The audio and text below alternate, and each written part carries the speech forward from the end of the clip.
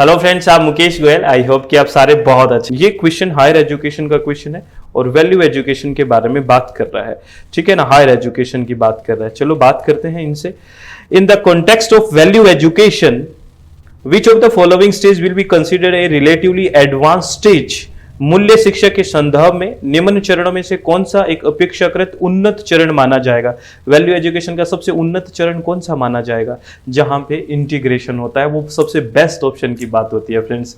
ठीक है, सारे ऑप्शन आपको ठीक लगेंगे, लेकिन एकीकरण से अगर वैल्यू एजुकेशन की बात हो तो बहुत अच्छा होगा। और इसमें सबसे राइट आंसर 4 जा रहा है, वैल्यू कंसोलिडेशन थ्रू इंटीग्रेशन। ठीक है ना, थ्रू इंटीग्रेशन। तो इसको हम राइट मान सकते हैं, इसमें बेस्ट ऑप्शन मान सकते हैं, और यही तो पूछा है। तो प्लीज इस और सारे ऑप्शंस को अच्छे से कर लीजिए, बड़े अच्छे से, और सारे डाउट्स को क्लियर आप खुद करना इन ऑप्शंस को चूज करके।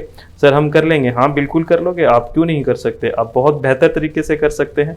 चलो टेंशन नहीं लेनी है, आराम से करना है। ठीक है, नेक्स्ट क्वेश्चन है, चॉइस बेस्ड क्रेडिट सिस्टम के बारे में क्वेश्चन पूछा गया है और क्यों लाया गया, इसके क्या बेनिफिट है ये पूछा है, क्या एडवांटेजेस हैं। चॉइस बेस्ड क्रेडिट सिस्टम क्या है? इसमें क्या है, चॉइस बेस्ड यानी कि स्टूडेंट की चॉइस बेस्ड बात कर रहे हैं। तो स्टूडेंट सेंट्रिक अप्रोच लेके आने की बात हो रही है, यानी कि केंद्र बिंदु स्टूडेंट को रखे जाए।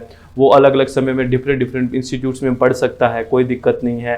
वो उसको ग्रेडिंग सिस्टम दिया जाएगा मार्क्स की जगह, ये सारी बातें हैं। ठीक है ना, तो इसीलिए चॉइस बेस्ड क्रेडिट सिस्टम लेके आया है। तो इसके क्या क्या एडवांटेज हैं इसके बारे में बात कर रहे हैं। तो सबसे पहले focus on student centric education, यानी कि छात्र केंद्रित शिक्षा पर ध्यान केंद्रित करना। बिल्कुल ये बात बिल्कुल ठीक है। Allow student to choose interdisciplinary and intradisciplinary courses, यानी कि छात्रों को अंतर और अंतरा अनुशासनात्मक पाठ्यक्रम चुनने की अनुमति देता है। बिल्कुल ठीक है, बिल्कुल बहुत ही सही बात है, क्योंकि ये तो चॉइस बेस्ड बात कर दी गई है। Makes education at par with global standard, वैश्विक मानकों के अनुरूप शिक्षा बनाता है। बिल्कुल ठीक, इसीलिए तो लेके आ रहे हैं। Makes it easy to estimate the performance level of student in terms of marks. नहीं, मार्क्स के टर्म्स में नहीं है, ये तो ग्रेड देना है, तो ये डी ऑप्शन काट देंगे, बिल्कुल काट देंगे। Offer flexibility for student to undertake studies at different time at different institutes, ये तो बिल्कुल ठीक बात है। आप डिफरेंट इंस्टीट्यूट में आप पढ़ सकते हो डिफरेंट टाइम पे, जहाँ पे जो अच्छा हो, तो ये बात भी बिल्कुल ठीक है। तो एक मार्क्स वाला काटना है डी, तो डी ऑप्शन इसमें है, इसको भी काट दीजिए। डी ऑप्शन इसमें भी है, इसमें भी है, तो ये राइट आंसर ये हो गया। बहुत सही है।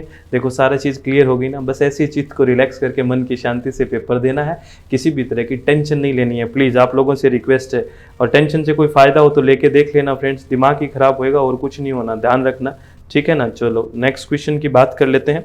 नेक्स्ट क्वेश्चन क्या कहता है फ्रेंड्स? नेक्स्ट क्वेश्चन कह रहा है, select the alternative features from the following which make open university as non traditional universities। ठीक है ना, जो ओपन यूनिवर्सिटी होती है ना, जहाँ पे ओपन में हम करते हैं, जैसे इग्नू है, Indira Gandhi national open university है, जहाँ से ओपन में कोर्स किए जाते हैं। ठीक है, उसके बारे में पूछा है कि ऐसी कौन सी हैं जो एक तरह से कौन सी विशेषताएं उसके आ चुकी है जो गैर पारंपरिक विश्वविद्यालय बनाती है इसको, यानी कि नॉन ट्रेडिशनल। इसमें कौन कौन सी ऐसी चीज़ें हो गई है? तो आपको पता है आजकल बहुत टेक्नोलॉजी विकसित हो गई है, तो एक तरह से ये नॉन ट्रेडिशनल की बात हो रही है, अब तो बहुत टेक्नोलॉजी की बात हो गई है। तो ऐसे ही पूछा इसमें क्या क्या हो गया।